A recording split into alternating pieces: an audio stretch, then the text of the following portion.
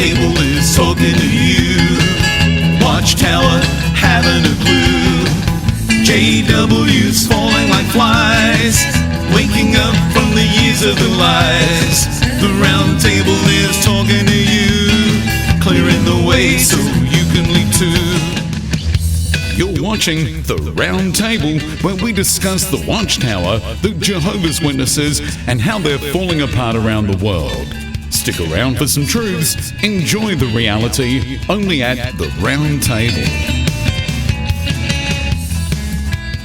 Hey everybody, welcome back to the channel. We are back again, myself, Jimmy, and Diasis, and we are going to discuss Freemasonry and whether or not it's tied to Jehovah's Witnesses. Now, before we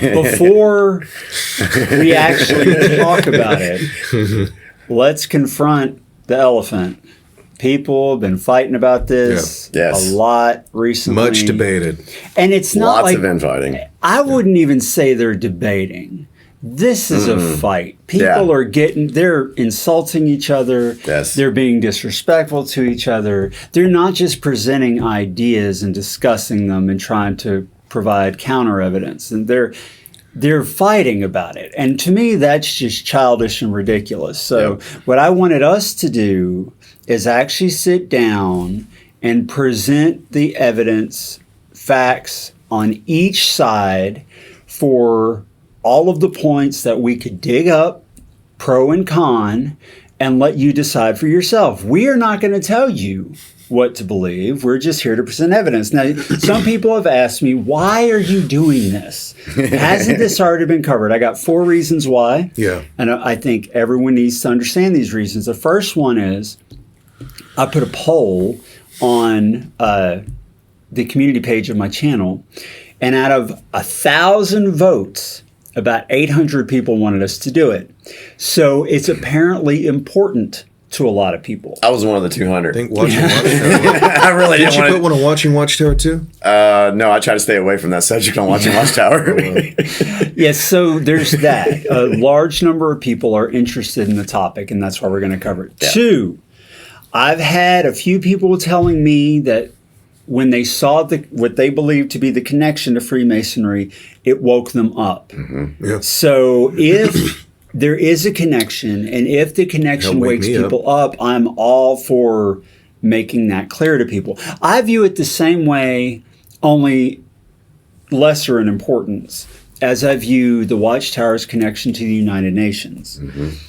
The sheer hypocrisy of being involved in a group that they call out as satanic or demonic or whatever, just demonstrates further that the group should be seen for what it is rather than what it claims to be. Even if it's not like Masonic today, even if the roots started there, that's enough to show that Watchtower is wildly hypocritical. And that could help some people wake up. Yep. So I'm all for covering it. 3, it's not just paranoid or delusional people that I know who are making these claims. I know some very intelligent, critical thinking people who believe that there either is or there may be a connection. So I'm not just going to dismiss it just because if it was my own opinion, that's all baloney. I'm not going to dismiss it like that. Because intelligent people that I respect don't see it that way. So I was going to at least look into it. And the last point, and this is very, very big for me. If this subject was important enough for the OG of activists, Paul Grundy, to have more than one page dedicated to it on jwfacts.com, if he felt it was important enough to cover on that site, that is the site of all activist sites, it's important enough for us to do a video on it. He's second like to Raymond Franz. Yeah, really. Paul Grundy's definitely way up there. So, important notes before we start. I got 3. Like I said, we're not going to tell you what you should believe about this subject. We're just here to present facts, let you decide for yourself. 2, We are not Freemason experts. We have never been Freemasons.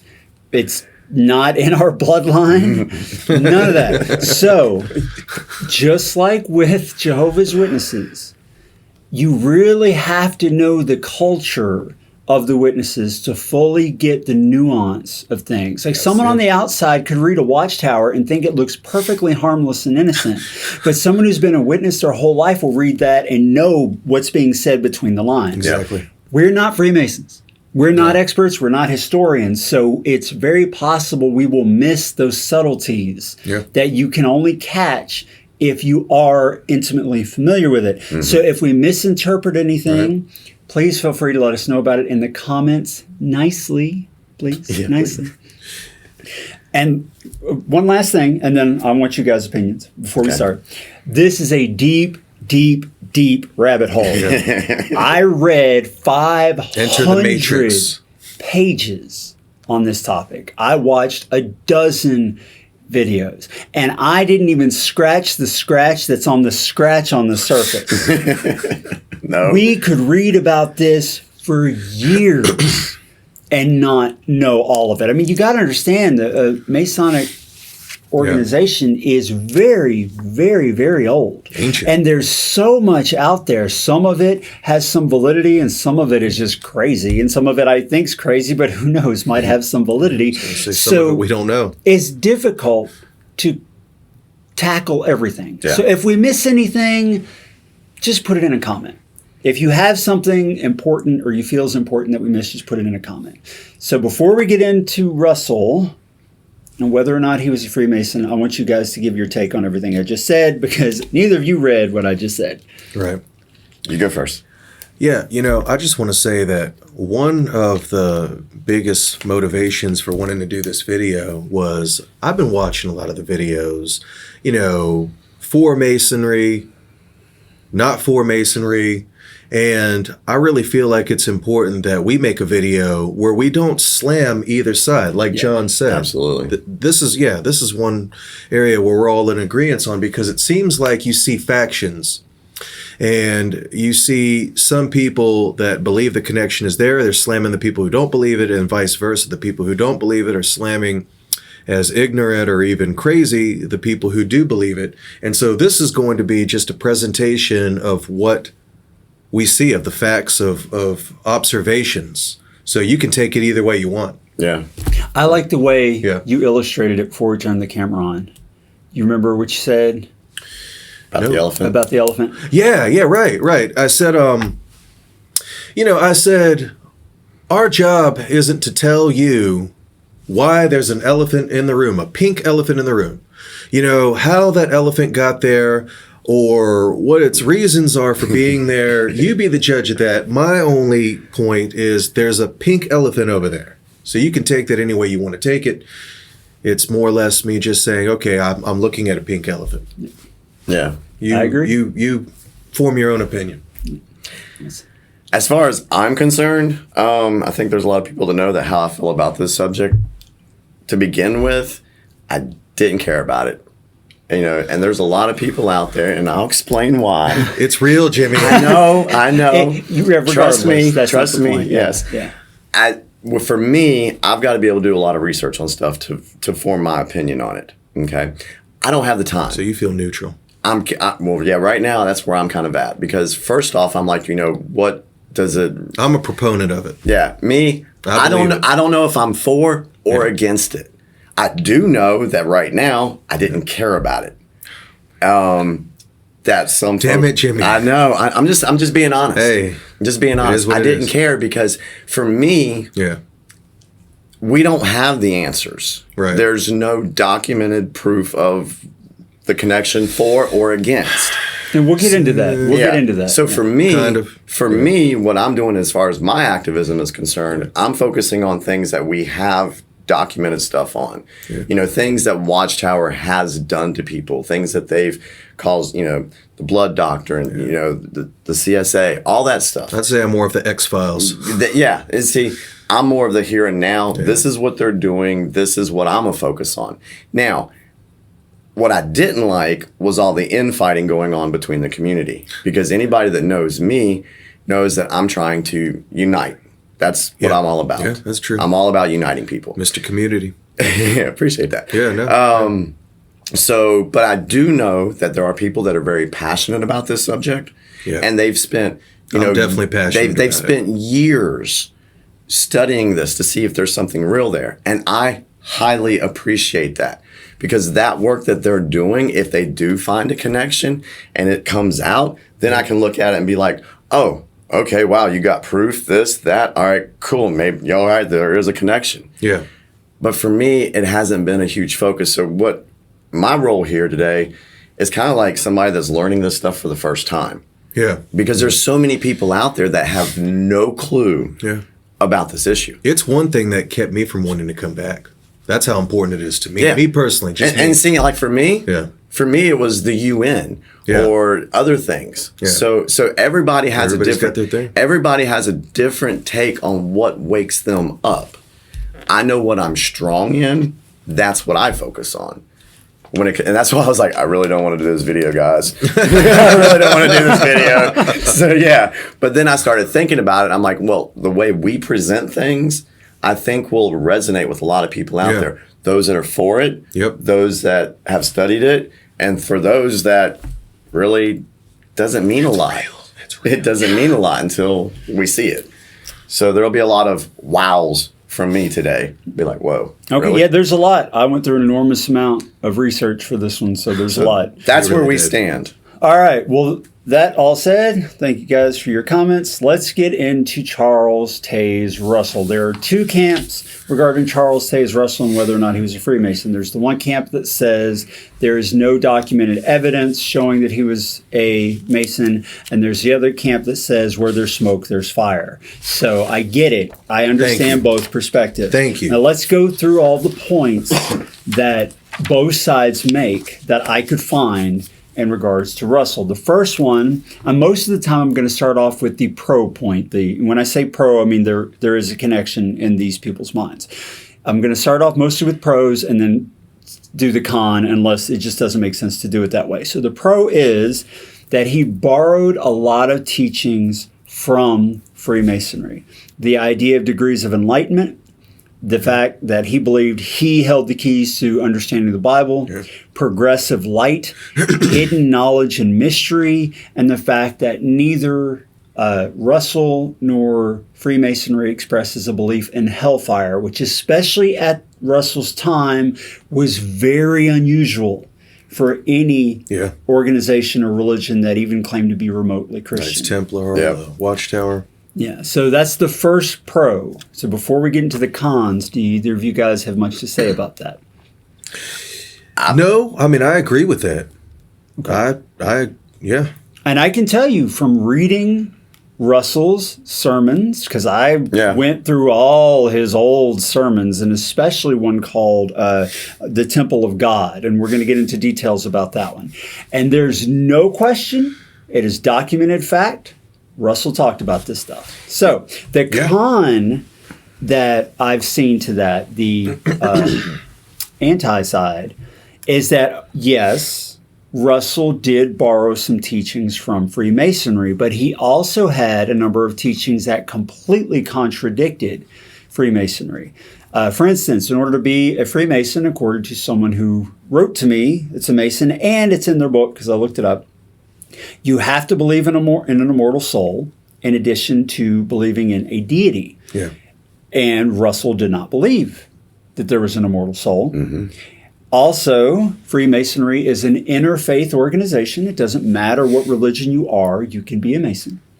And Russell, while he was not as bad about it as Rutherford, and we'll get into Rutherford next, he did discourage people from being involved in other religions because he thought he had the truth and people should come to what he prescribed. He wasn't horrible to people who wanted to be in other groups, but he did think that they shouldn't be. Whereas Freemasonry, they don't care. Yeah.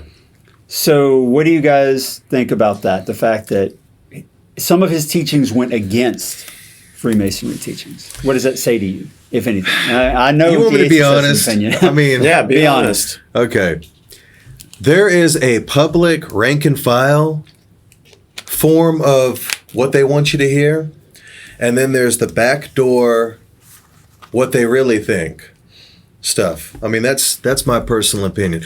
I mean, of course they're going to confuse you. Of course they're going to say, "Oh, well, we don't do this." I mean, it's like, I don't know, it's like a president of a company or a CEO or public relations. Oh, well, no, of course we don't do that. We would never tolerate such policy. But behind closed doors, everybody knows they do.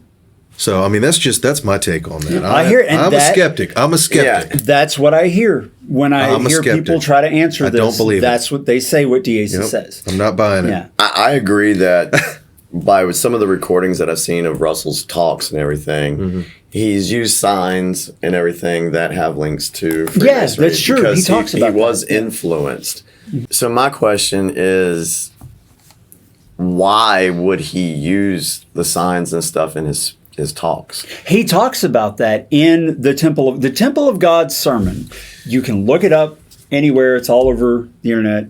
If you really want to see the bulk of what most people say proves that Russell was a Mason. If you want to see that, read that sermon, because he really does go into detail. Where he says we are Freemasons? We're about to get into it. That's the next point. So let's segue that into the next point. Right. The pro is that the Temple of God sermon, where Russell shows a detailed knowledge of Freemasonry, he even calls Jesus the Grand Master, and he says point blank, I am a Freemason. He says that, okay? Now let's read, but hang on, wait, no, it is not you need so any simple. more? Okay, all right. It is not so Video's simple. Video's over. The end. Wait till the con. All right, let's read what he says. He says, "So I am glad to address delegates, especially here from the Bay Cities, and also including some 35 states represented in the excursion party. I'm very glad to have this particular opportunity of saying a word about some of the things in which we agree with our Masonic friends, because we are speaking in a building dedicated to Masonry," because he was in a Freemason temple. "And we are also Masons. I am a Freemason." Hang on, don't get too cocky, DeAces. "I am a free and accepted Mason, if I may carry the matter to its full length, because that is what our Masonic brethren like to tell us, that they are free and accepted Masons. That is their style of putting it. Now, I am a free and accepted Mason. I trust we all are." Reading that by itself seems pretty clear. But before we talk about it, let's talk about both of these together. Let's read the con side. Because in the Temple of God sermon, he also says he's never been a Mason, and he also says that his teachings are superior. So here are those quotes. First, "But not just after the style of our Masonic brethren. We have no quarrel with them. I'm not going to say a word against Freemasons. In fact, some of my very dear friends are Masons, and I can appreciate that there are certain very precious truths that they held in part, that are held in part by our Masonic friends. If you think it is the will of God, you should join the Oddfellows, and don't feel you are Oddfellow enough in becoming a follower of the Lord, go and join the Oddfellows.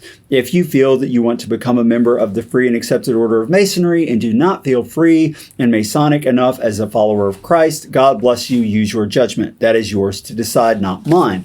But now I am talking about the great order of Masonry of which Jesus is the Grand Master. Although I have never been a Mason, I have heard that in Masonry they have something which very closely demonstrates all of this." And one last point, he also refers to the Masons as a denomination in that sermon, but the Freemasons say they are not a denomination. They do not claim themselves as a religious group. So, the con side is, and if you read the whole sermon, totally get how you can see it this way, is that Russell is illustrating, he's trying to create a parallel illustration between his version of Christianity and Freemasons. He refers to Jesus as their Grand Master, and he even says we have no other Grand Master, whereas in Freemasonry, Grand Masters are men, there are lots of them, that are appointed over a district or whatever jurisdiction. I can see what he's saying. So you're saying it's more like, okay, so let me get this straight, after hearing the whole thing. So you're saying it's more like, it's kind of like me being Charles Taze Russell and saying, oh yeah, we three are brothers. Now, it's not literally true, but, I'm saying it in a sense. Like Paul. You're saying that's what he was saying. Paul we are Grundy. Masons. We're all Masons. Yes, that's what he's saying. That's what the people who say he's not a Freemason, that's what they say. They say that he is illustrating the point to find common ground in imitation of the Apostle Paul, who said, I became all things for all people so that I may save some. So why would he feel the need to try to have common ground with the order? Because he's he's speaking in a Masonic hall, I know, but and there are a bunch of Freemasons in attendance. He's giving a lecture or a sermon to a bunch of Freemasons. Why? I'm wondering why he felt like he needed to be at that Masonic hall to give that lecture. I don't have an answer for that. Okay. That I have heard, and this is all hearsay, I heard this on a documentary one time, and I forgot, don't quote me on this, I don't know what I'm literally talking out of my ass, but there's a documentary that I saw a few years ago where it was talking about, Masonic, Illuminati bloodlines or whatever. Like I said, I'm not a Freemason, so I don't really know, but they said that Charles Taze Russell was related to these bloodlines, which could have been why he was affiliated with them in the first place. I do know. Kingdom Hall, Masonic Hall. I don't know about that, but what I do know is that Freemasonry was very, very popular in Russell's time. Yeah. It was very popular, Really? very widespread. Okay. There were lots of halls, lots of lodges, and Well, it that was could be not it. uncommon for people to be Freemasons. So maybe because it was, and this is conjecture on my part, because I couldn't find why he gave the speech to the Masons at the Masonic Hall.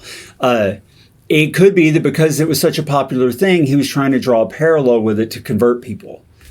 I mean, that makes sense, but And do you think that was all done? what was he doing there in the first place? Do you think that was all done just to try to build his religion? That's what the people, and again, I'm trying not to to express my own personal position in this video. But what you were saying is what the people who are on the negative side say, no, he wasn't a Freemason. That's what they say. He was trying to attract people from this other popular group into his organization. I'm in Masonic school today. This is my research. All right. Next point about Russell, and a lot of the points are about Russell because that's where most of the contention is when you see the pros and cons. You see people debating this. Okay. On the pro side, and this is an absolute fact, Russell often used the terms Grand Master, Great Architect, Divine Architect, Light, New Order, Universal Sovereign, Golden Age, etc., all of which are Masonic. That's all Masonic terminology. Wow. There's no question. And I looked it up. I have all of the magazines from 1879 to 1916 when he died.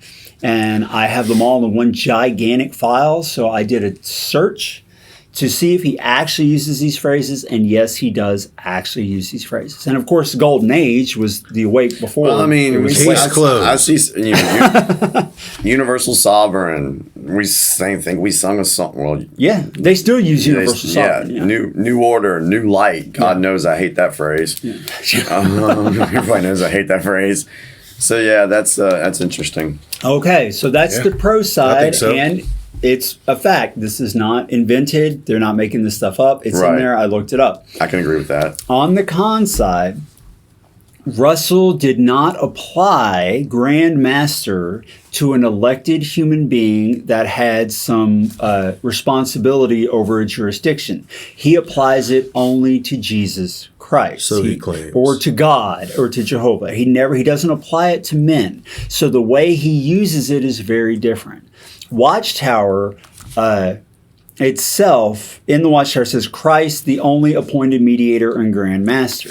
That's what he wrote in the Watchtower. Jesus, and he says that. 144,000. Yeah, he says that in the Temple of God sermon too. He says Jesus is our Grand Master. He doesn't use the phrase the same way that Freemasonry uses it. So was he trying? I'm really gonna love this now. Was he trying to tell the Masons that Jesus was their head? Yeah, and not just man? That's what the people who say he wasn't a Freemason. It's like, well, yeah, he's trying to draw common ground and trying to lead them to Jesus. Okay. Rather than their own Grand Master setup. Okay. That's what they say. Now, I did some numbers because you all know software developer numbers guy. I went and counted how many times Russell actually used these terms. Now, out of 25,000 pages of the Watchtower from 1889 to 1916, I counted them. You know he did. Grand Master is used once in connection to Jesus. Great Architect is used 5 times to refer to God. Divine Architect is used 4 times to refer to God. And Universal Sovereign is used once. So out of 25,000 pages, wow, it only comes up a couple of times. Only you, John. But wow. but it has to be said, I could not find any other religious group, institution, whatever, other than Freemasonry and Russell and Jehovah's Witnesses, and we'll get into Watchtower's use of it later, that refer to God as the Great Architect. No other religion I could find anywhere does that. So there it is. He hardly uses it at all, but I couldn't find anyone else who uses it, period. So that needs to be said. Light and New Light, however, appear to be much weaker arguments pro Freemasonry, because you can look at this up on Wikipedia under Old and New Light. The terms Old Lights and New Lights are used in Protestant Christian circles to distinguish between two groups who are initially the same but have come to a disagreement. They're all Masons. These terms have been applied in a wide variety of ways, and the meaning must be determined from each context. So using Old and New Light is not distinct to witnesses, Russell, or Masons. I've heard people tell me that from other religions. I've heard that in other churches. I and still stuff too, think it's related to Masonry. And that's okay. We're just going through the facts here. Just going through the points. We're not telling you what to believe. That's the whole point. Okay. I still believe it. Universal Sovereign is used by the Catholic Church. There's a Universal Sovereign Catholic Church. Yeah. John C. Purdy was a Presbyterian minister, who refers to Christ as the Universal Sovereign.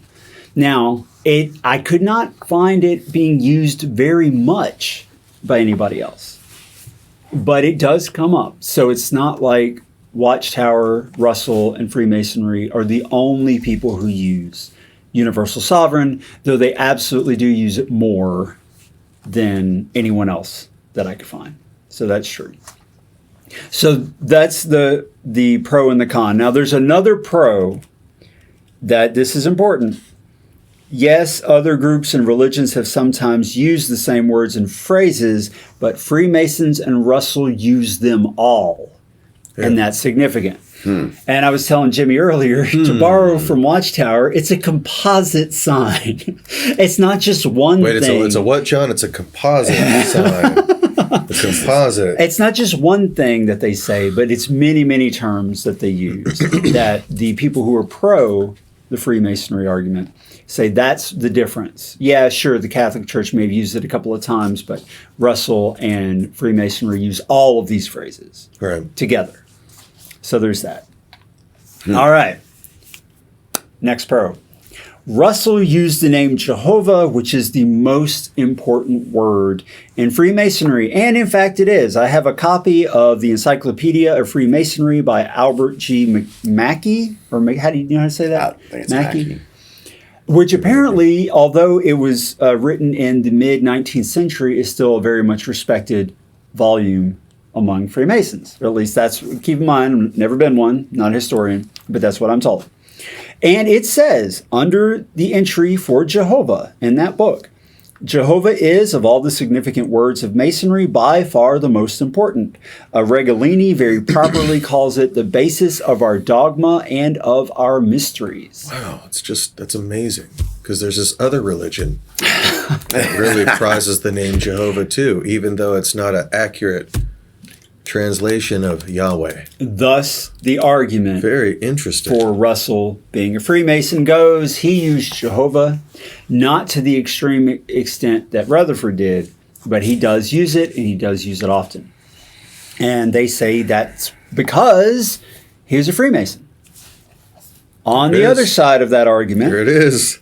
on the con side of that argument, is the fact that the name Jehovah has been in use since at least the 12th century, and according to Hebrew scholar Nehemiah Gordon, who worked on the Dead Sea Scrolls, this guy's not a slouch.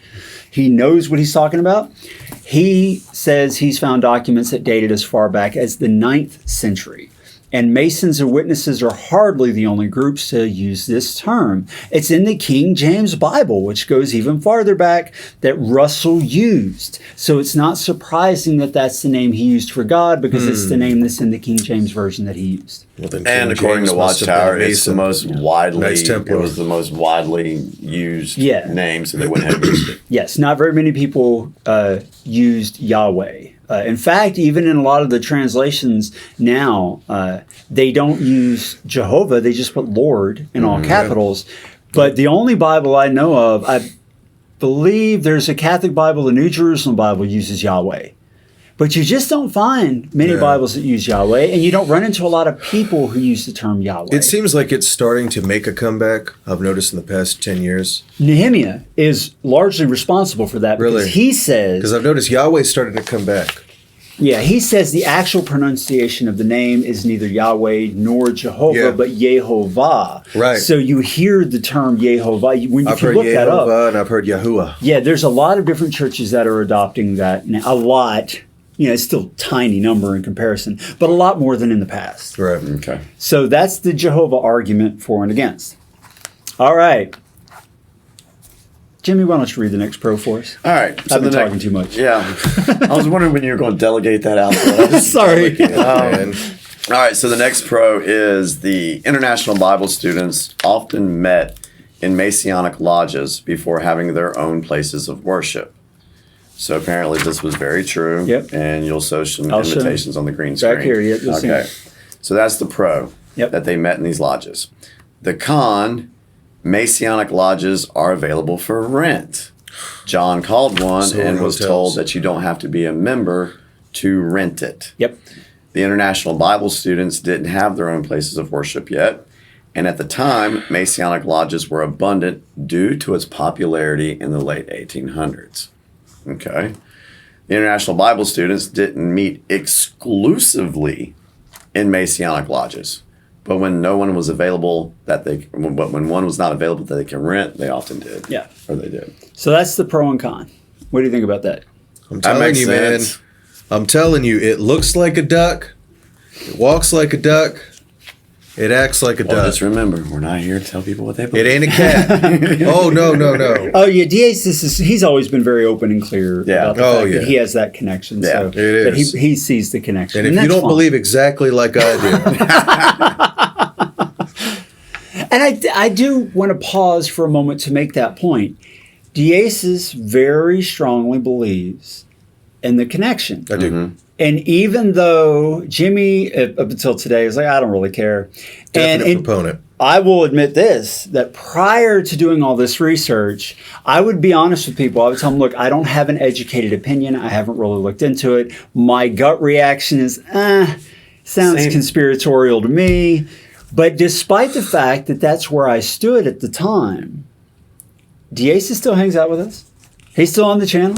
We're still friends. We don't insult each other over it. No, we don't fight with him. But you guys know what the truth is. But I've got to give a nod to the people who really do believe this stuff. Yes, absolutely. After reading all of this material, pro and con, though I don't want to talk about my opinion, I do want to say, if you look at everything that I've looked at, it's very easy to understand why people would believe At the very that there's least. a connection. I At totally the very agree. least, At the I very can least. respect somebody. We're not all crazy. No, they're bums definitely taking out of absolutely trash not. cans. There is a lot of stuff that people can. That looks very suspicious. Yeah. Even if there are explanations for it, it's the whole composite sign thing. Yeah. Yeah. Yeah, but you have to explain a lot. Yes. So I get it. I get it if people do see it that way. So let's keep going through the pros and cons because there's a lot more. Deasis, you want to read the next one? Yeah. Pro. Russell is on the attendance logs of at least one Masonic lecture. Con 2? Yeah. All right. Con. Those lectures are open to the public. Anyone can go to the meetings at Masonic halls to hear the lectures. It's how they recruit new members. Russell clearly had an interest in Freemasonry and a good bit of knowledge about it, and Freemasonry was very popular at the time, so it's not a surprise he's known to have attended. Did that hurt you to read that con? I didn't want to read that. I want to just exit out. There is no con, okay? So Pro. So unless that document is a forgery, and there's no reason for anyone to believe that it is, he's known to have attended at least one lecture at a Masonic hall. And of course he was. But then because he was one. But then they had to have places to meet. I mean, they didn't have halls or whatever, and he's trying to build this new religion of his. Yeah, that's true, but this is him going to their meeting. Oh, okay. He didn't just go to one of his own. This is him actually attending one of their He didn't go to the lectures. Kingdom Hall. He went to the Masonic Hall.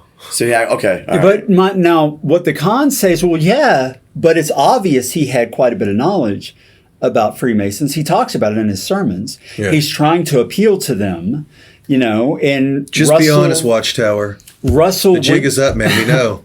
Russell went to a lot of different churches and a lot of different groups in formulating his own theology. So they say that's not a big deal. Of course he went. It was popular at the time, just like he went to Adventist, just like he grew up a Presbyterian. Just, of course.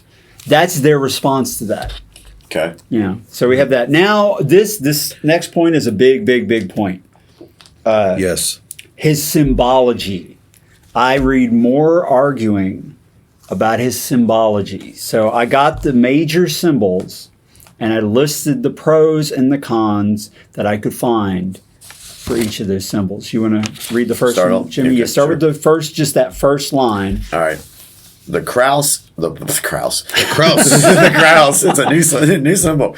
The cross and crown originated with Freemasonry and are still being used by them. That's the pro, and that is true. The cross and crown does, in fact, have Freemason origins. They still use it today. The con to that symbol's on the next page, if you need to look at it. I found it. The con to the cross and crown was in use by a number of Christian groups, including the Catholic Church. Oh, give me a break. The cross symbolizing sacrifice and the crown symbolizing reward. The national crest of Hungary has both the cross and crown and the double cross, which is from Templar symbology on it. Does that mean that the entire country is a Templar Mason organization? Yes. I knew you were going to say that. They rule the world. So that's the cross and crown. The cross and crown originated in Freemasonry, but it is known to have been used by a lot of other groups, and it's even on the national crest of Hungary. And I only know that because one of the moderators watching Watchtower lives in Hungary, and she pointed that out. Thank you very much. Shout out to Molly. Yeah, she pointed that out to me. Sure enough, there it was. That with the Templars, the double cross is a Templar symbol, and it's on there too. So is the whole country Freemason? Well, apparently its leadership must be. I mean, hey. Now, I know people might argue maybe it's not Maybe. now, but maybe when that crest was developed, the leadership was blah, blah, blah. So there's answers Just for all saying. these things. What I'm doing, we're just pointing them out. I will say this. I read that the cross and crown, and I believe it was Smurf Girl, she talks, and I might be getting the use of this word wrong because, and again, I'm not a Freemason.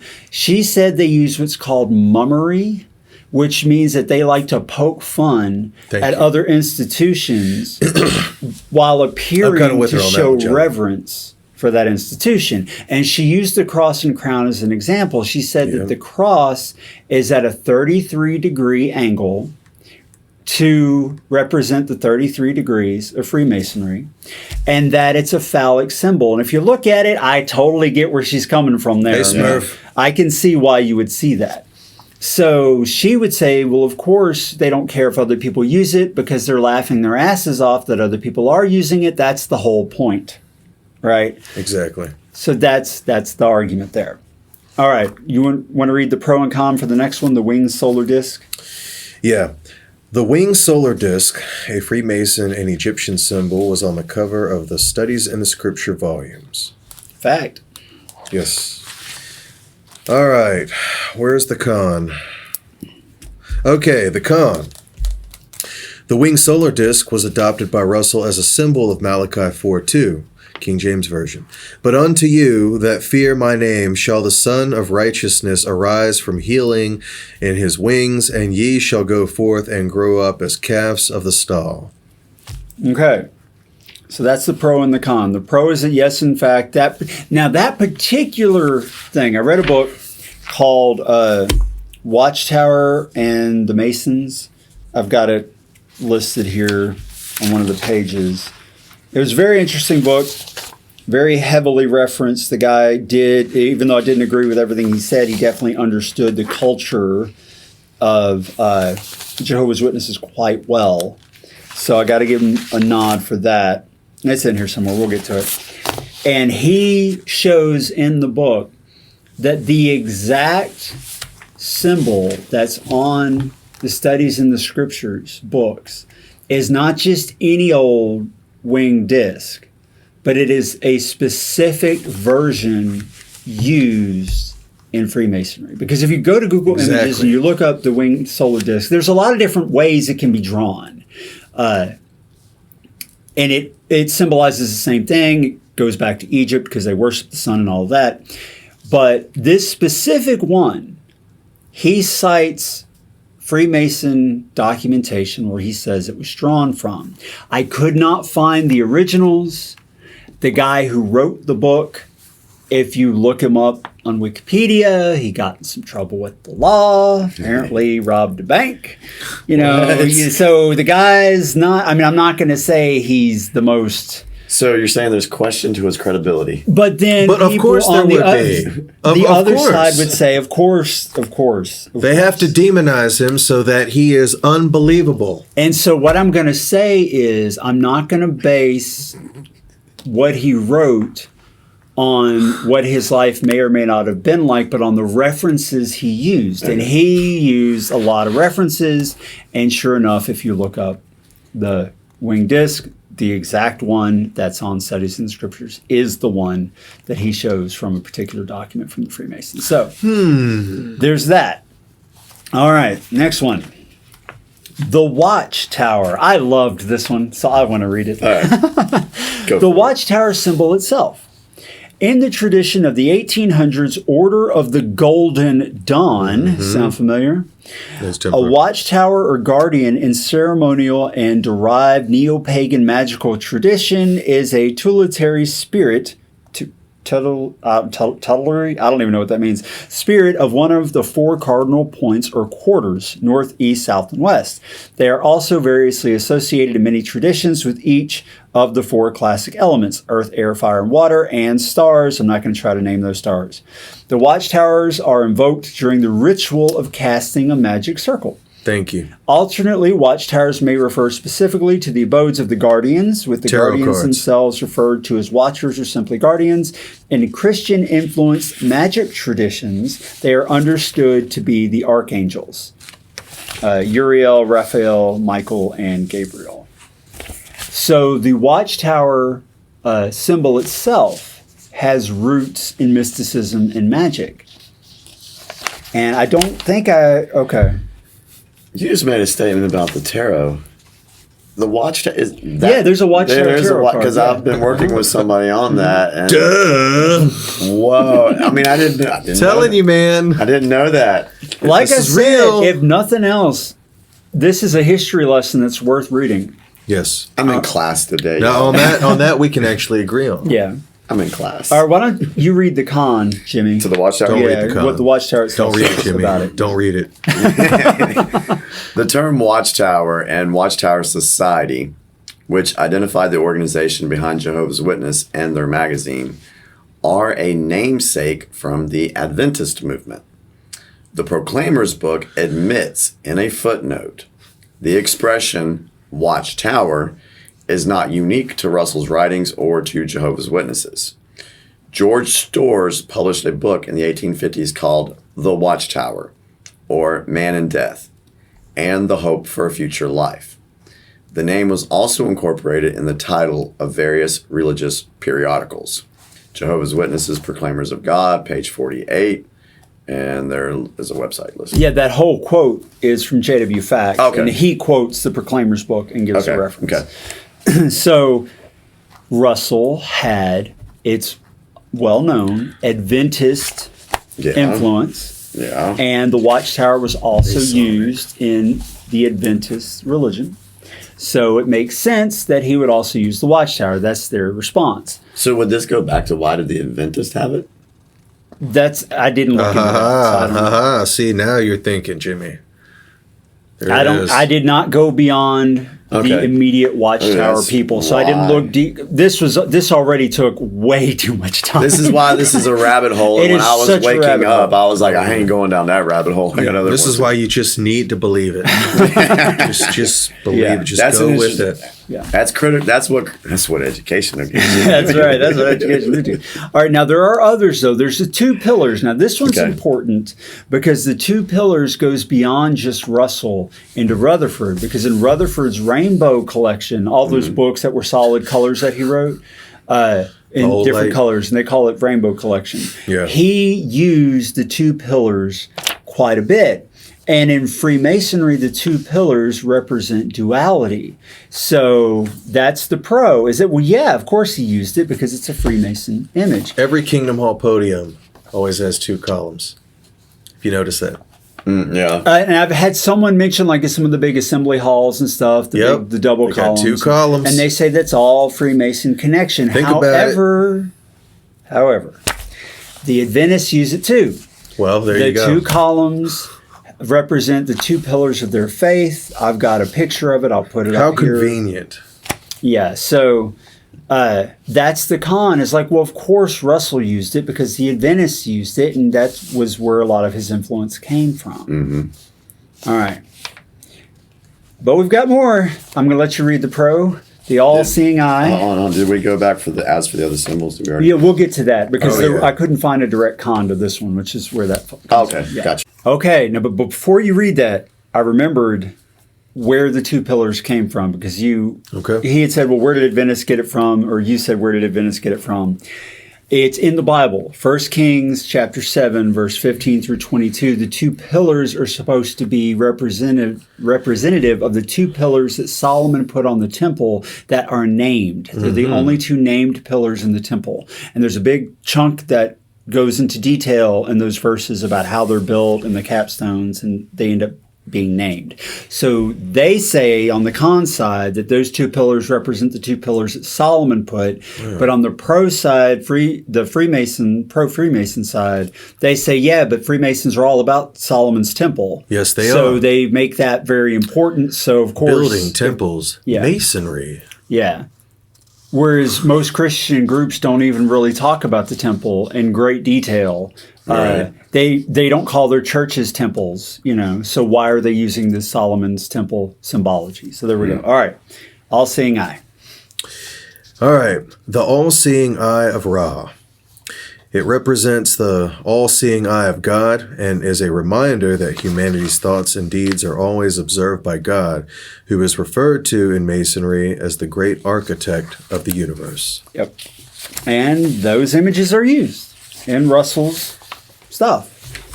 And I could not find, and this is also significant, if someone watching has a response and knows of a different origin for that, let me know. But I could not find an alternative origin for Russell's use of the eye of providence, so the all-seeing eye.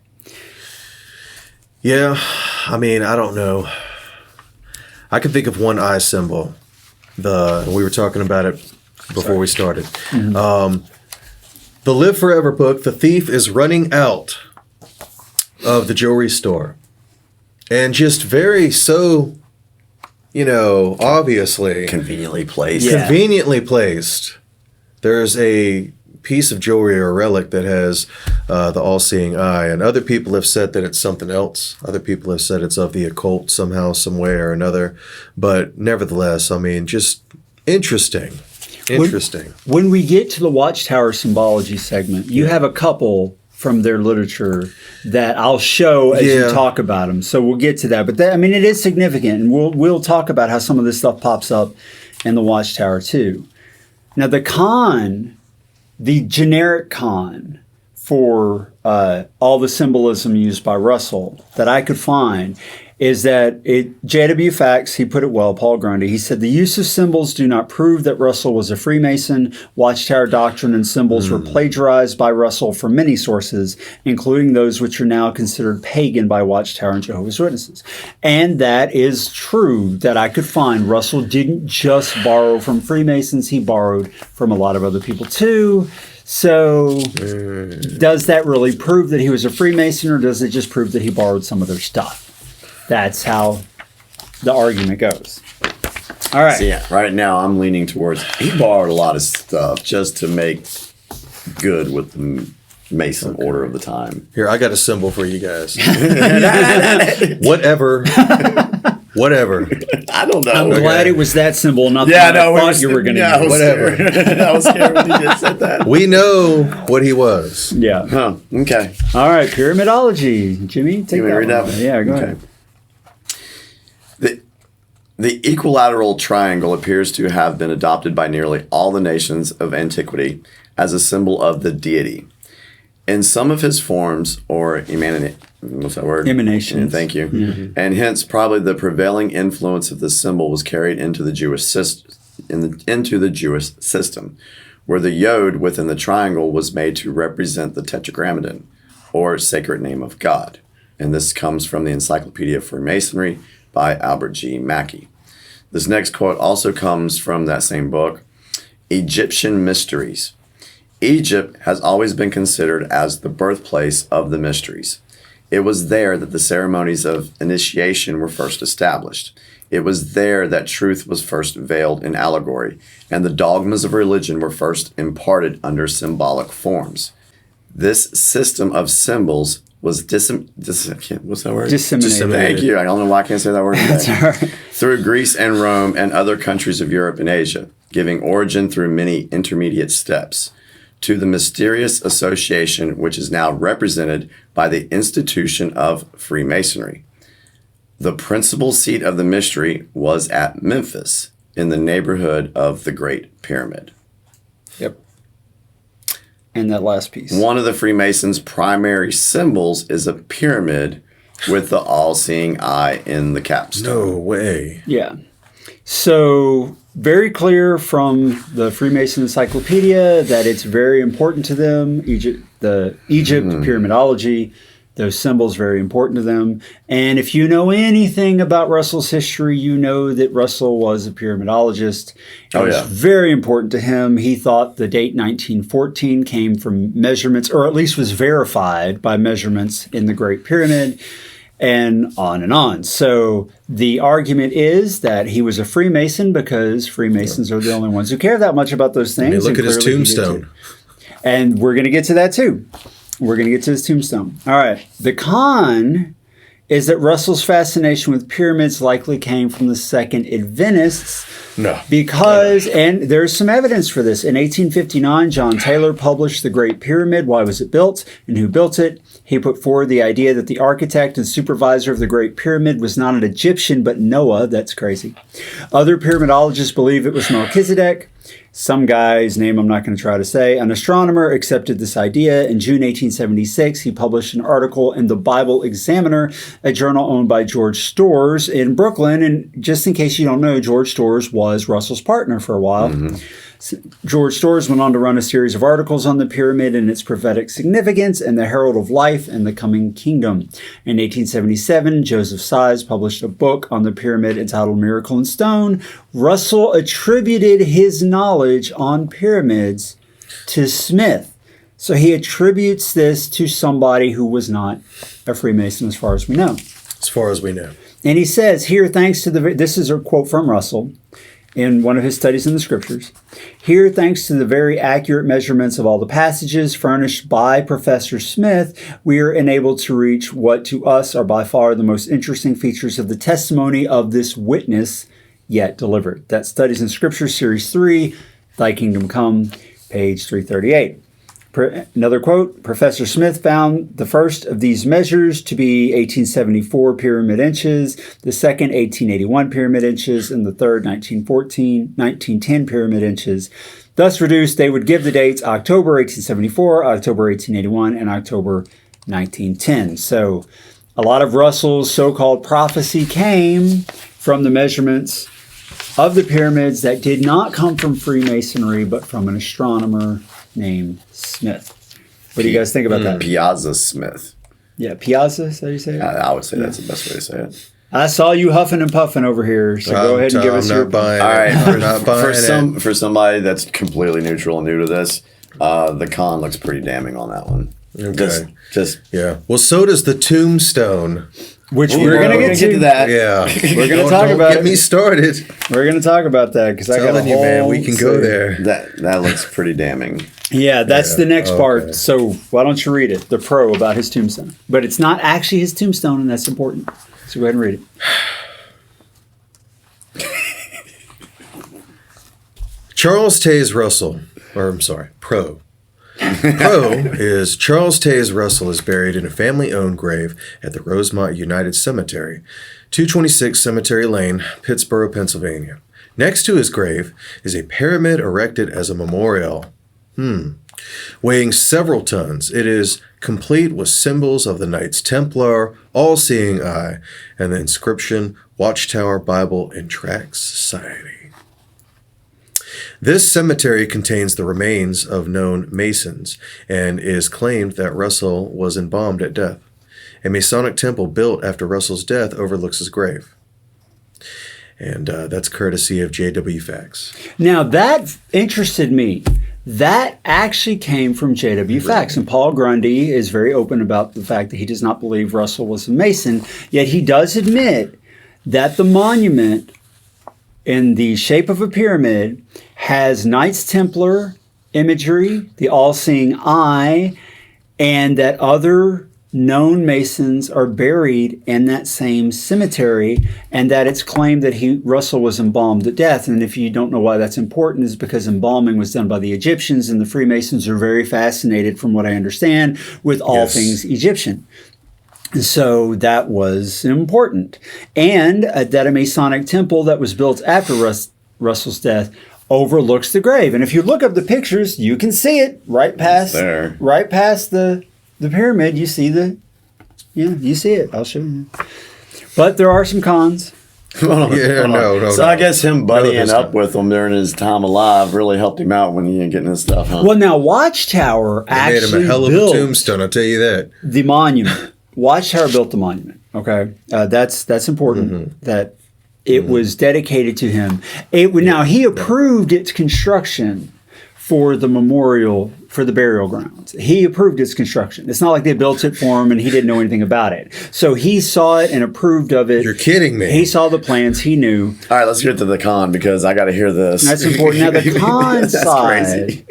is that Russell was a pyramidologist. So of course they're going to make a pyramid. Oh, yeah, of course. To do that, he okay. put all kinds of stock in the pyramid, is pointing to 1914 and all that. Yeah, and that right. Masonic Center was built in 1996. Prior to that, it was owned by the Catholic Church. So that doesn't really mean anything. Okay. Now, as for the symbology, as already explained, Russell borrowed symbols from many sources and incorporated them into his own theology. So that's why they dismissed that as meaning that he was a Freemason. Of course, there's some connected symbolism, and that Masonic Center was built, 80 years after he died.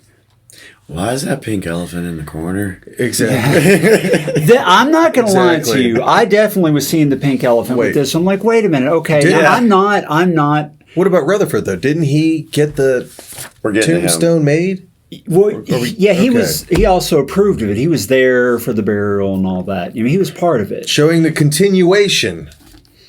But here's the thing: what they really are. Here's the thing, to give a little nod to the people who do believe that Russell was a Freemason. What are the odds that the Masons would build a big center that close to the graveyard? I mean, and okay, now I got to go back to Smurf Girl because, and I don't know. Again, I'm not a Freemason. I can't verify or validate what she's saying, but she said in one of her videos that when there's a Mason burial ground, they will always put a symbol in the burial ground so that everyone else will know that the people buried here are Masons. Like, it's a way for you to identify it as a Mason burial ground. Like, you see a cross, you know it's Christian, right? Or Catholic or whatever. You know, you're going to see that in the burial grounds because that's their religion. Well, she said that, of course, there's going to be a monument anywhere that's primarily for Masons to be buried in the same way you would see it for any other kind of church or institution. And that's what that pyramid is. It's the monument to Freemasonry to show that the people who are buried there are Masons. And even Paul Grundy admits it is well known that many people buried in that graveyard are in fact Masons. So that's so interesting. I'm not going to lie, that one leaned me in the pro side a little bit because it's hard to deny that. And I would love to hear any response to that in the comments because we are not experts. I just do find that very interesting. And but that Masonic Center getting built that close, that is a very strange coincidence. Even if it was 80 years later. You know, because the Catholic Church owned the land and they didn't like Masons because they were all, that's why the Masons were formed because they were hiding from the Catholics and all that. So I don't know, that's an interesting one for me. All right. Next one, we're going to start with the con. So Jimmy, read the con, then I'll have Diasis read the pro. The Freemasons don't claim Russell as one of their own. Of course not. All right, this next quote is taken from a website, Freemasonry. This is the Grand Lodge of British Columbia. Okay. Although the assertion is often made that the pyramid monument erected to Russell's memory is proof that he was a Freemason, the Grand Lodge of Pennsylvania, the Grand Lodge of Ireland, and the United Grand Lodge of England have no record of his membership. They don't claim him. What about the Grand Lodge of Pennsylvania? They just said it. They don't claim him either. They don't claim him. Yeah. But now read the pro. Now the pro. Wait, let's let Diasis, because I know this means a lot to him. Okay. Let's let him read the pro. All right. Pro. Of course they wouldn't claim him. It's a secret society. Yeah. Masons do not reveal their members publicly unless the individual openly proclaims himself to be a Freemason. So naturally, they would deny Russell ever was a Mason since Russell was not public about it. Hi, we're a secret society. Let's tell you everything about what we do and who is affiliated with us. Yeah. And that kind of defeats the purpose. That's the argument. Yep. So there's a lot of pros and a lot of cons about Russell. He's still a Freemason. And whether or not Russell was a Freemason. You decide for yourself which side do you think has the strongest arguments.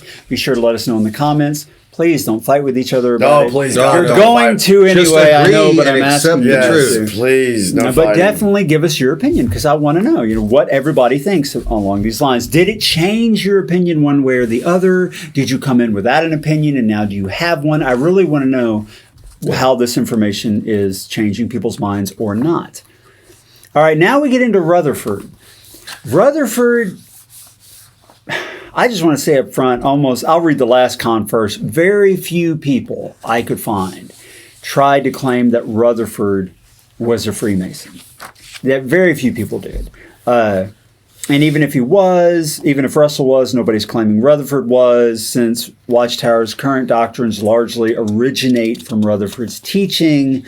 The con is that Watchtower itself in its modern incarnation isn't Masonic because Rutherford is really the father of Jehovah's Witnesses, not Russell. Yeah. He changed so much. He borrowed a few little things from Russell, but most of the stuff, the Armageddon thing. He implemented the legalism. Yeah, the legalism, the Paradise Earth doctrine, that there's two classes, one that goes to heaven, one that goes to earth. All these cornerstone teachings of Jehovah's Witnesses come from Rutherford, not Russell. So clearly, he was also a Freemason. Okay, so Jimmy, why don't you read the first con also after that one? Was Rutherford a Freemason? Con. Dismantles many of Russell's Freemasonry teachings, which includes the Great Pyramid was built by Satan, not God. Calls Freemasonry in the Golden Age, September 3rd, 1930 issue, How Masonry Originated. He calls it demonism. Yeah. So what do you say about that? Well, he was into demonism then. There it is. Okay. All right. Now I'm telling you right now, these guys are Masons. Okay.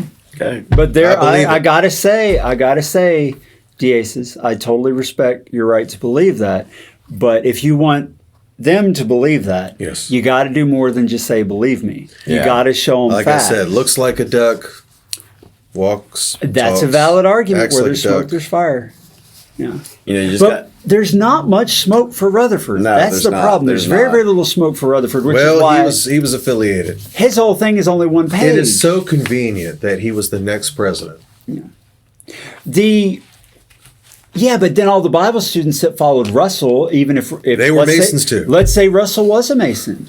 They all there's at one point 70% of them abandoned Rutherford because he changed so Wow. much of the teaching. So can that's you a- really say that? Oh yeah, he must be a Mason because he took over from Russell, but most of the people abandoned Rutherford because he wasn't And like Rutherford didn't like Russell anyway. Yeah. So, I mean, if they were Masonic brothers, brothers. Yeah, Masonic. it's, you Yeah. know, I don't know. whatever. yeah. Not messianic. No, he definitely wasn't keep, like, the tying that Messianic. I word said in there. Messianic. Like, You said no, Messianic. Messianic. Oh my God. I think you're thinking of Messianic. I don't know. Masonic. Messianic Kingdom. That's Masonic. Masonic, yeah. Masonic. If they were Masonic brothers, would Rutherford treat Russell the way he did, or That's a good speak out question. against him like that? The only real pro I could find for Rutherford, and the book, The Watchtower and the Masons, goes into this, that at first Rutherford was very anti-Freemasons. Like you said, he read the quote, he called it demonism. He dismantled most of Russell's teachings that were related to Freemasonry. But he starts to defend the Freemasons between the years 1935 and 1946. I'm not going to go into a lot of detail about it, but effectively what he was saying that, I'll just read a quote from the book. In 1935, the Freemasons are no longer portrayed as demonic by Rutherford, but for the next 11 years, they will be a benevolent society that was destroyed because they opposed the Catholic Church. However, other groups oppressed with equal ruthlessness are not mentioned by Rutherford.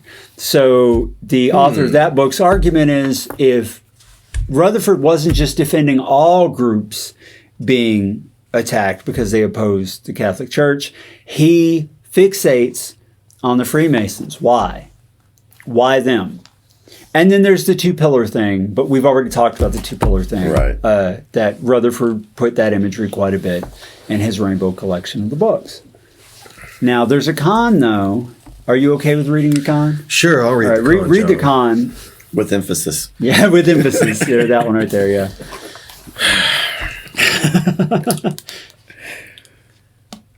You're wrong for making me read this.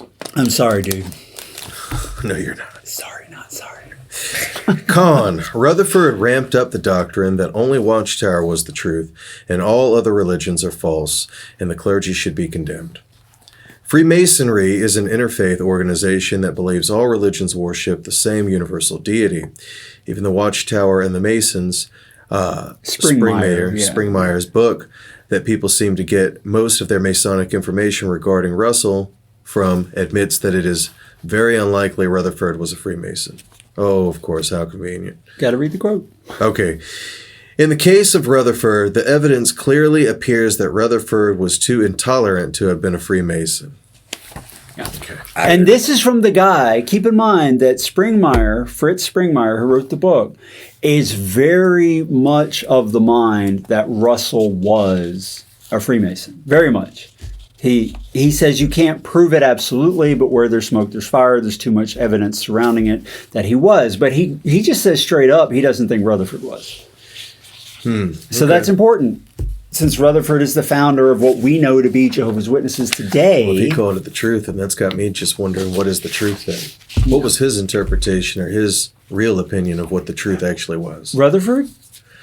Yeah. Well, Rutherford, if you... Because he called it the truth. So, okay, well, wait, what's the truth? Springmeyer postulates that Rutherford didn't believe any of it, that he was a businessman, and he just took this this religion as a way for him to make money, sell books, live as a king while other people were suffering during the Great Depression. That's his take on it. Yeah. And I got to say, it's a fair take if you look at the history. Pretty interesting how good he lived, praising the Freemasons after condemning them for so many years. And then during the Great Depression, refers to them as benevolent. Seems like he was living pretty good over at Beth Sarim, huh? Yeah. Very interesting. Tell us what you think. Yeah. Yeah. Oh, yeah. I want to know what everybody thinks. All right. So that's all I could find on Rutherford. It was very hard to find a lot on Rutherford. He was definitely nobody's emphasis. Russell was everybody's emphasis. Yeah. So let's move forward to the Watchtower Bible and Tract Society of today. And I want to start with the big whammy. The Denmark Assembly Hall. Yes. I am not going to lie to you. When you turn that sucker right here 90 degrees counterclockwise, it looks like the Freemason symbol, the square and compass over the Eye of Ra. I mean, down to there better not be a con to this one, John. Down to the eyebrows. Well, we're not friends anymore. You can see the eyebrows. And the bushes. The assembly hall has eyebrows. It's got a unibrow, man. I mean, I'm not going to... When I saw that, I was like, oh, that's assembly tough. halls with unibrows. Not cool. That one also pushed my meter a little bit. Yeah. Because that's pretty tough to con. Now, the only con that I could find for that, Jimmy, why don't you read that one? If that is designed around Freemason symbology, why aren't the other buildings of the Watchtower Bible and Tract Society? Why only that one? What do you think of that, Jason? I don't know, because the Masons like Denmark. It exists. Again, pink elephant. There's the pink Why elephant. is it there? I don't know, but there's a pink elephant right here. Yeah, well, you don't know, but you have an opinion. I have an opinion. You believe that they are affiliated. So you believe you know why the pink elephant's there. But for everybody else... There definitely is a pink elephant there. I will give you that. That for looks whatever like reason. that is one big-ass pink elephant. It's a pretty convenient To me. looking Eye of Ra. Yeah, I mean, I got to give him snaps for that one. So, all right. So, next one.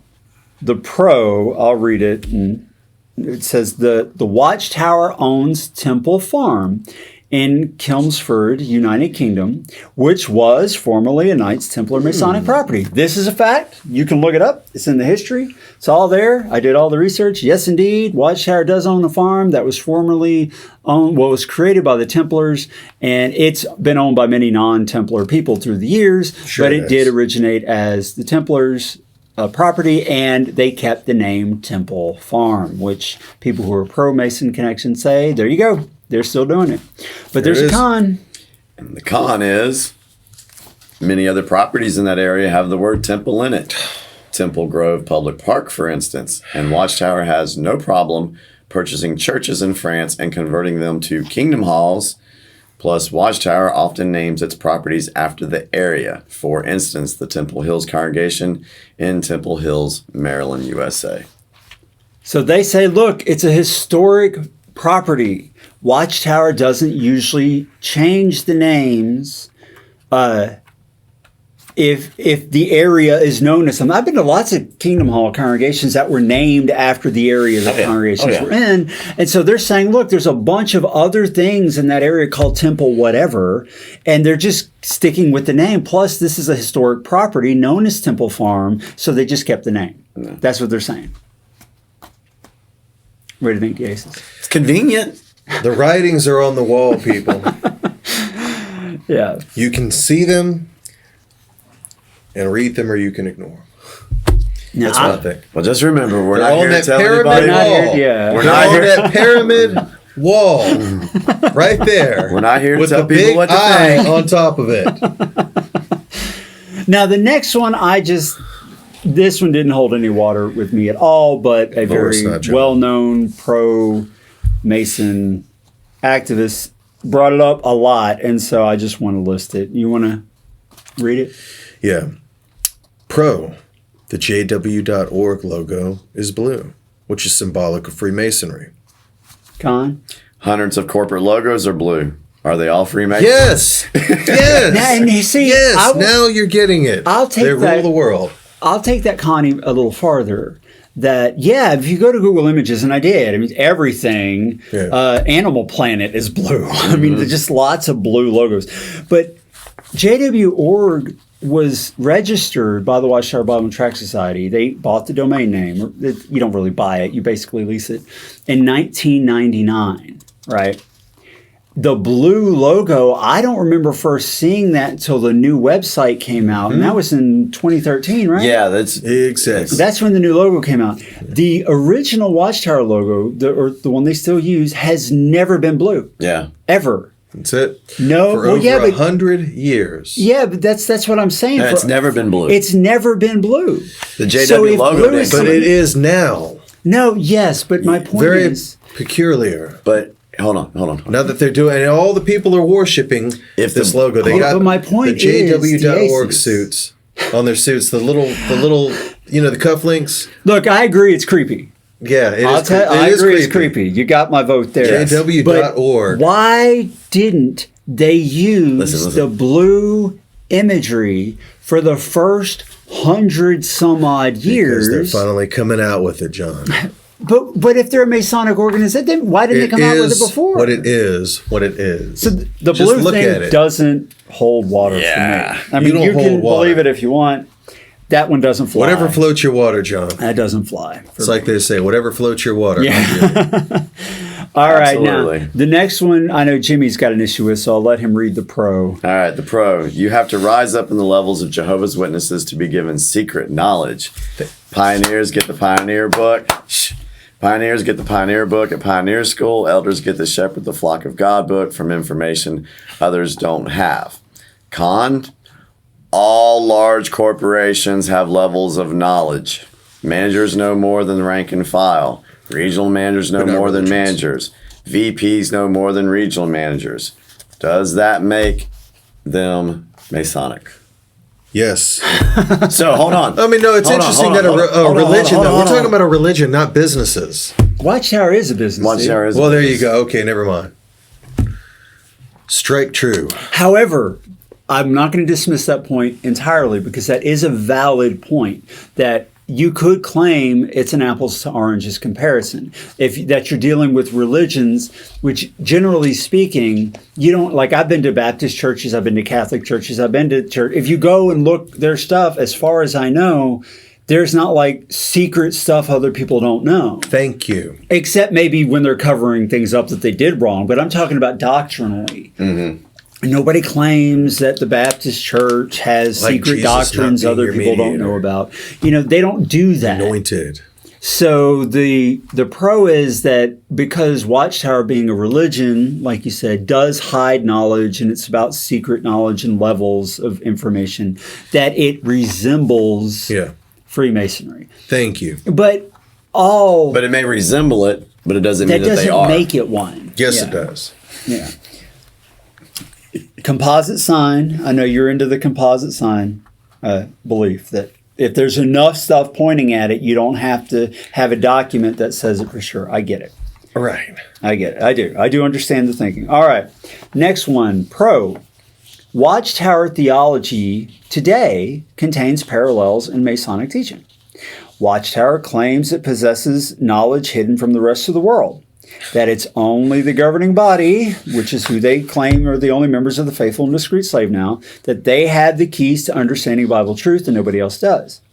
Watchtower teaches progressive light, new light, claiming that the revelation continues to unfold and the light gets brighter as the day draws near. Both of those concepts, hidden knowledge and degrees of knowledge, those are found in Freemasonry. Now, in Freemasonry, it's a little different, because Freemasonry has degrees that you rise up in knowledge, whereas with Watchtower, they just come out with new crap, every time they get painted into a corner. So it's a little different in that regard, but it's the same general concept, that it's a progressive unfolding of knowledge. You want to read the con? Jimmy read the last pro. You know that pains him. I'll read the con.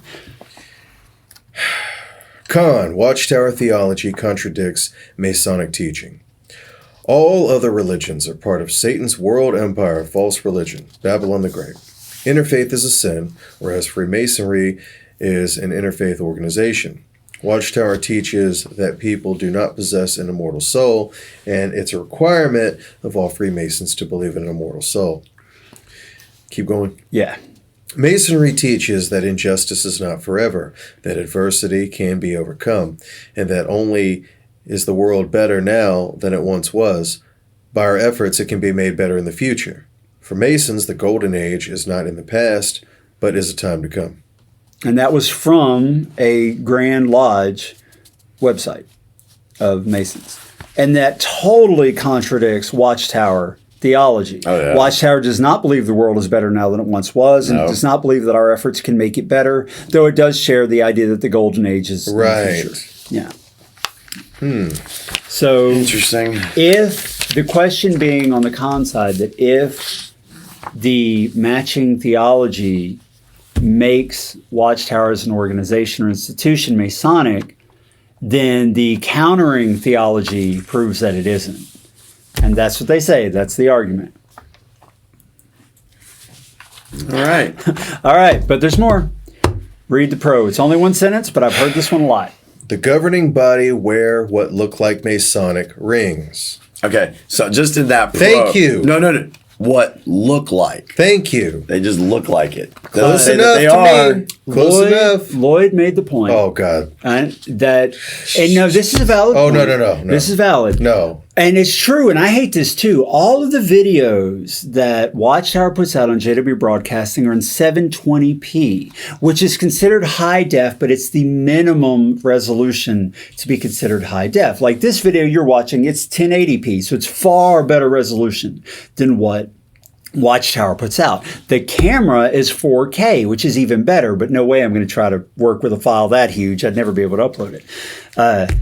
So when you look and try to zoom in to JWORG videos, it's very, very grainy. It's low resolution. Because it's bleeped out. It's hard to see it. And now, I get it. The argument is, well, they do that on purpose, but regardless of why they do it, it prevents you from zooming in on that ring and seeing exactly what it is that's on it to know for sure what it means. Well, I can tell you what's on it, John.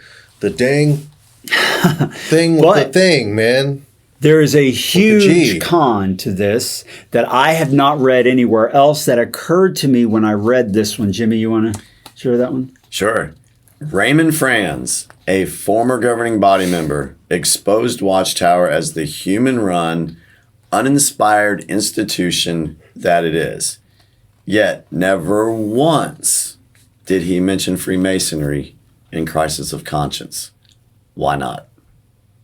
Why not? Why would he? These guys run the world. If you can't talk about these guys, but he did. But that's you can't the expose point. what you know. But about he Freemasons did. If you know stuff. But he exposed everything about Exposed the Watchtower. governing body. He didn't come out and start talking about Masonic stuff. Here's my Because you thing. don't talk about those guys. That's why. Even he would. But if he's even trying to he would down the know. Watchtower, if he's trying to spill all the beans, that If doesn't mean he can't Watchtower's still be a Masonic, Freemason.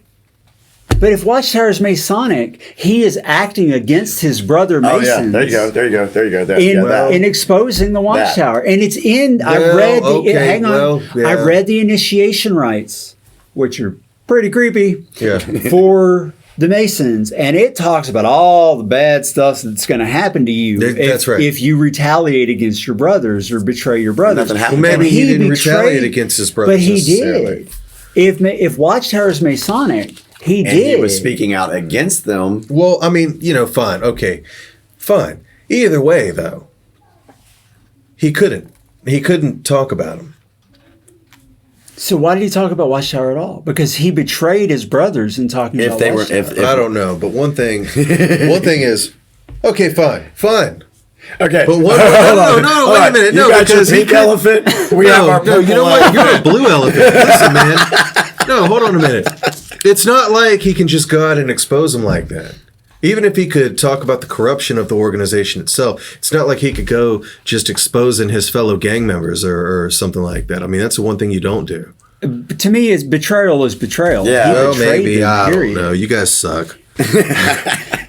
But there's some Whatever, other stuff. There's that symbol again.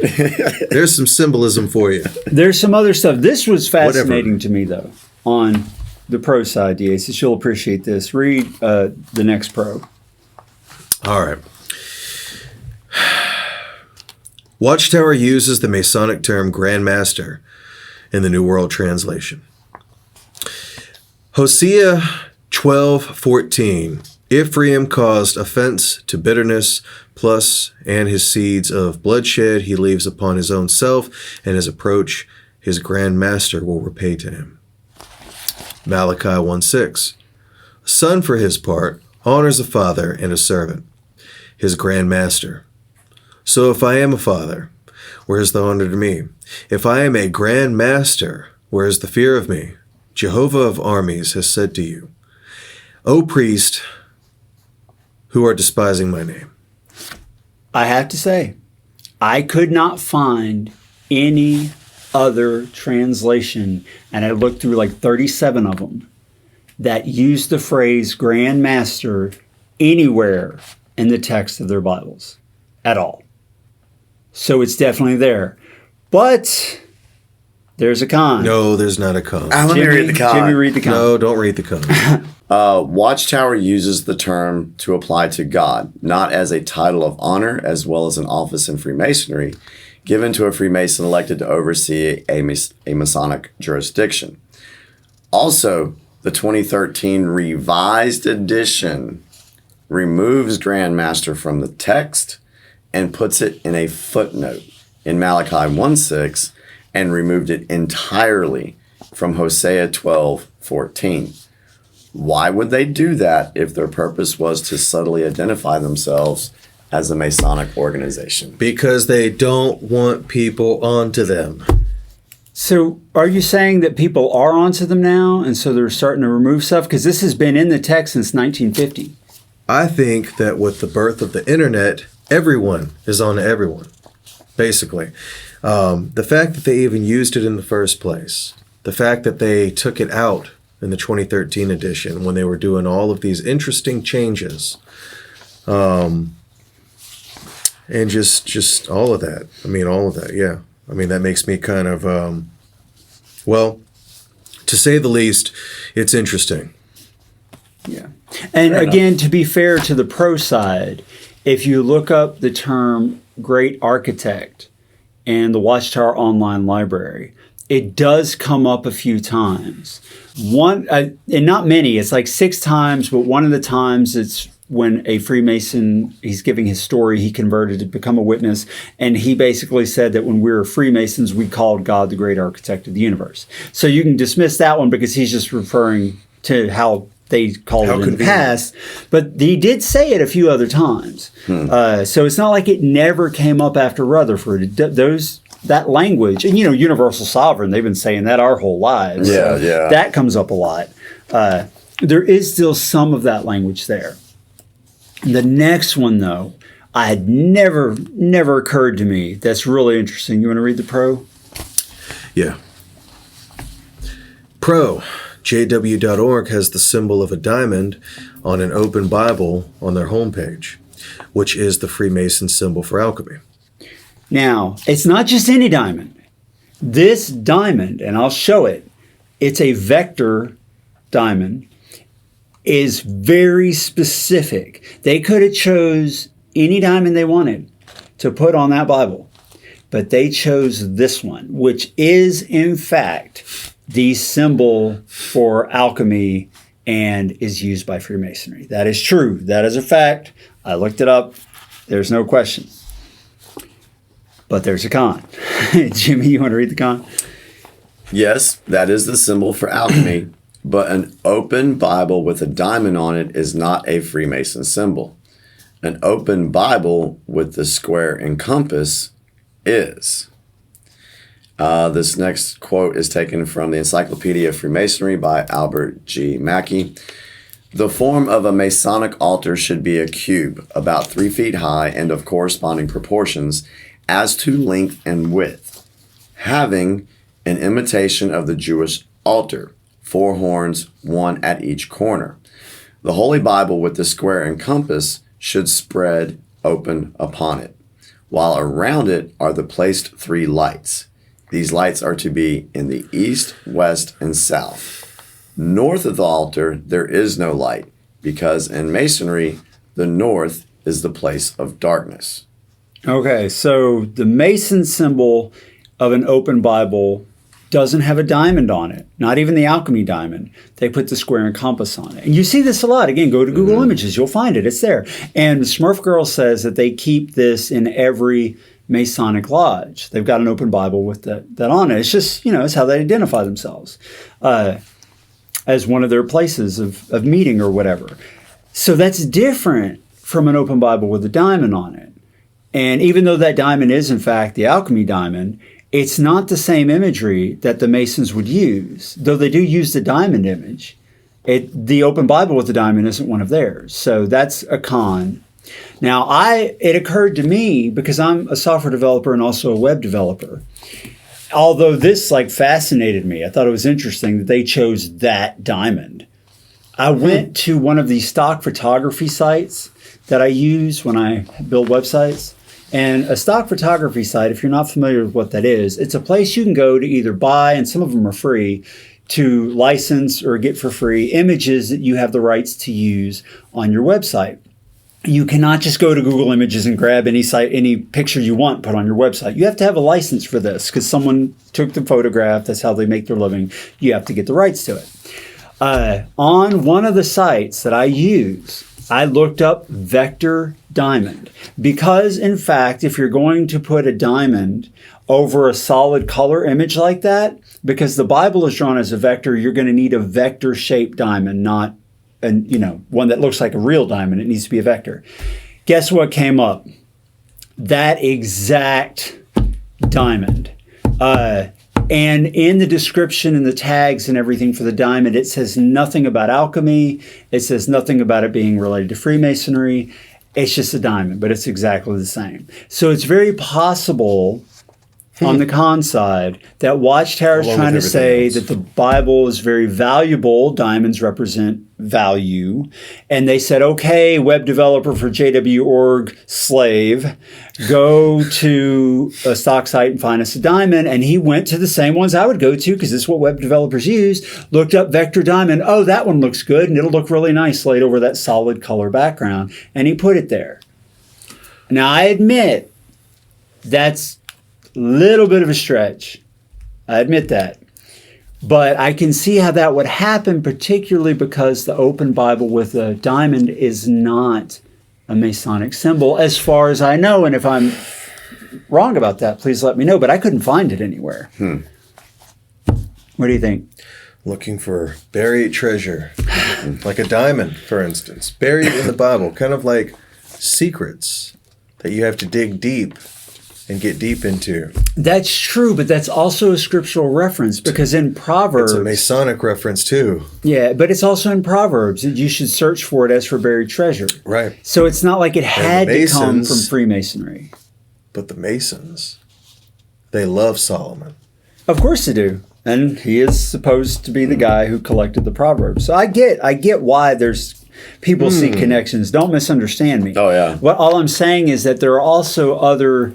in this particular case, equally valid explanations in addition to that. And the fact that the Masons don't use that particular open Bible with the diamond, I think, is telling. So you decide.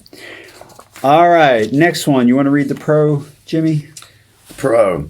Watchtower almost never mentions Freemasonry, yet it's quick to condemn almost every other kind of religious belief. And that's true. That is true. Freemasonry does not come up much when you search the Watchtower Online Library. But read the con. Yes, but on the rare occasion Watchtower does mention Freemasonry, it's negative. And that's true, too. The rare occasions I could find where Freemasonry came up, it was lumped in with all other false religions. But it doesn't come up much. They mention all kinds of other religions a lot, but Freemasonry doesn't. Even though they appear to be so affiliated. Yeah. I know. I hear you. I get the belief. All right, now there's a bunch of questions I couldn't answer that I was hoping to answer. But I just want to read 3 of them because they're only the important ones. The unanswered questions.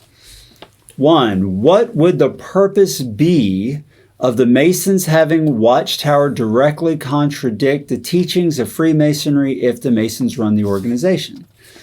Why would they do that? If they're trying to further their own interests, why not have the teachings coincide? But isn't there a lot of people that are related to other religions that would contradict Masons too? I mean, you got Catholic Freemasons probably. You have, and like I said again, I'm making shit up, but no, that's a good point. Though. Yeah, I mean, it's not just partial to Jehovah's Witnesses. That's true.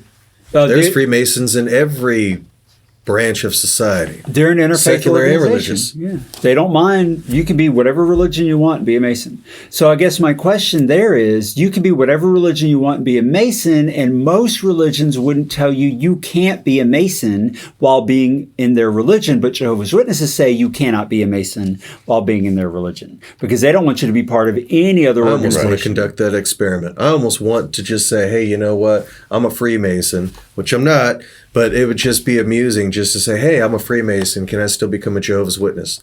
You never know. Yeah. They might actually say, well, yes. And then it's like, gotcha. They're taught to lie to you. What they're going to say is, oh, of course. And then when you study, they're going to try to talk you out of being a Mason. And if you don't ever leave the Masons, they'll drop your study. Yeah. That's how they work. Yeah. All right. Okay. So that's first question. Second question. If the Masons are a powerful and wealthy world organization, as they are claimed to be, and Watchtower is one of their organizations, why is the Watchtower struggling financially? If Masons are in control of the governments and court systems, why is Watchtower losing court cases all over the world and being investigated by multiple countries? Good question. What would the purpose of that be? Yeah, I don't know. I don't either. I'm stumped on that. I was trying to reach for something, but I don't know. Tough. These are questions that occurred to me. That's another good one. And the last one is Freemasonry is actively involved in a number of charitable enterprises, whereas Watchtower does no charity work at all whatsoever, period. Why not? Wouldn't they want their organization to be charitable if that's one of their things? Even if it was just a front. Even if it was just a cover to cover up the, insidious whatever stuff they're doing, wouldn't they have Watchtower be charitable too? But Watchtower does not speak well of charity at all. Yeah, I don't know about that one, Joe. I tried. That's why this one's titled Unanswered Questions. I don't know. But we have some circumstantial evidence for and against. Pro, Roger Kirkpatrick. He's a member of Watchtower, and he's the brother of a good friend of Beth's. He sent this to me in a message. He says, John, this is anecdotal and therefore not worth much, but my father's uncle was Charles Taze Russell's personal secretary at Bethel, and he told my father that Russell was a 33-degree Mason. Again, I cannot corroborate this, but Masons don't just erect a huge pyramid near everyone's grave, do they? For what it's worth, Roger. So again, we can't prove that, but Roger is a good guy. He's a trustworthy guy. My wife has been friend with his sister for a long time. He wrote a letter to his son that I made into a video on my site. He is eager to help people get out of the organization. I mean, this is a good dude.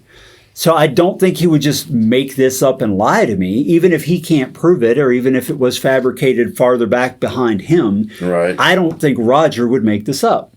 So that holds some weight with me, even if it's circumstantial. But I also got an email from a Freemason named Rob Mullen. He says, I am a Freemason in Bethany Lodge number 821 in Black River, New York. And I asked him if I could use all this to name him. He said, yes, no problem. The ancient landmarks of Freemasonry are that you have to, 1, believe in a deity, 2, believe in the immortality of the soul. Jehovah's Witnesses do not believe in a soul, and they do not believe in immortality. Jehovah merely remembers your life in his mind. So there's no way a Jehovah's Witness could comfortably be a Freemason. This is in conjunction with the fact that Freemasons believe that each Mason is to be encouraged to practice the faith of his choice. And Jehovah's Witnesses would have a huge issue with that, as they feel they are the only correct organization on earth. And then he pointed me to North Carolina's Grand Lodge website for some extra information. I'm going to call him. Okay. I'm going to call them. I'm a Jehovah's Witness and I want to be a Freemason. Try it. I'd love to They know might what say, happens. all right, well, Yeah, come on there in. we We're go. the same thing anyways. Yeah. Now, he also, at the end of it, he says, just to add this in after reading through the comments, the name Jehovah only appears in one of the optional Masonic appendant bodies you can join after becoming a Master Mason. Nowhere in Masonic ritual is the name Jehovah mentioned, which, okay, but it does say in their encyclopedia that that's the most important word that they've got, so I don't really know how that works. So that's all. We're not meant to know how it works. I get it. But that's all the evidence for and against that I could find. I think it's a lot. Oh my God, it's a lot. I think it's really and good. That's just not even a scratch on the scratch. There's just so much Scratch more. on the scratch of the scratch. Really, it's so little. If you could dig into this for the rest of your life and still be uncertain. We've been doing this for 2 hours and my head is like, Yeah, I mean, just like, And whoa. I've been reading this stuff for the For like past 2 2 weeks, weeks. like Yeah. solid reading, watching. I so need to start working again to pay the bills. You and me both. I was so into this. It's even if you don't believe in a connection, it's really fascinating, interesting history It to is. read. to say the least. Whatever your take, it's very interesting. Now that leads, That we in can my agree on. opinion, to 3 possible conclusions and one other conclusion that I haven't seen too many people, actually haven't seen anybody make, that to me makes more logical sense. And we talked about this. You want to read the first Sure. possible conclusion? First possible conclusion. Russell was a Freemason and Watchtower is a Freemason organization. A. Russell made heavy use of Freemason terminology and symbology and is buried near a monument with that same symbology. B. Long after Russell's death, Watchtower still uses some Freemason terminology and symbology. And C. At least one major landmark of Watchtower contains clear Freemason symbology. There's a lot there. You want to read the middle of the road view? Sure. Point 2, right? Yeah. Watchtower has some of its roots in the Freemason ideas adopted by Russell that were never purged by Rutherford, and those influences remain. A. Baptists believe in the Trinity and refer to it as the Trinity. Tier belief. Oh, sorry, it should be there. There. Okay, I was like, what is it? Their belief originated from the Catholic Church prior to the Protestant Reformation. That doesn't mean the Baptist Church is controlled by the Catholic Church or that all Baptists are secretly really Catholics. It means one of its roots in the other has its roots in the other. B. In the same way, it may be true that Russell was a Freemason, but it cannot be proven that at any rate the Watchtower organization has moved on to become something very different despite its Freemason roots. Okay. So that's the second. That's kind of the middle of the road perspective. Yes, there's definitely Sure. some roots. And Russell may have been a Mason, even though we can't prove it. But the simple truth is that the organization is very different now than it was back then. And just because Baptists believe in the Trinity, and that came from Catholicism, doesn't make all Baptists Catholics or the Baptist Church owned by the Catholic Church. And that's kind of Paul Grundy's stance That's a great on JW diversion. Facts. You know, that's his take. All right, but there's also the third possible conclusion that Watchtower has no connection to Freemasonry at all. Russell borrowed the symbology and pyramidology largely from the Adventists, not from the Freemasons, and any seeming connection to Freemasonry is probably due to the Adventist connection. I find that one hard to believe based on everything that I've read. There does seem to be some pretty clear influence, but there are people who say there's zero connection at all, and it all came from the Adventists. Well, considering where I came into this video at the very beginning on how I felt about this situation and listening to all this stuff and the way it's presented, as far as possible conclusions, I got to go with number 2. I got to be middle of the road. I mean, there is a lot of evidence there. Can't be proven. Could it be possible? Yeah. But you look at everything, and it's, like I said, it's a huge rabbit hole. Yeah. And I'm between 1 and 2. I'm 1.5. 1.5. Oh my God, we got you to a half. Oh well, you know what? No. The Zero. evidence. The evidence. Now, The evidence got you to half. Change my mind. To be fair, I've talked to DeAces about this before, and he has had questions before we ever did this. So I think he was probably always 1.5. Yeah. Okay. Yeah. Okay. All right. He just likes All right. to take the underdog side, with Freemasons, and I totally respect that. But there is a conclusion that that I thought about. I'm not going to say I believe it because I'm not going to say I believe it. Let me just put it like that. But it occurred to me that logically makes more sense if you believe that the Freemasons exert some kind of control over the Watchtower organization. If you're one of those people who falls in that camp.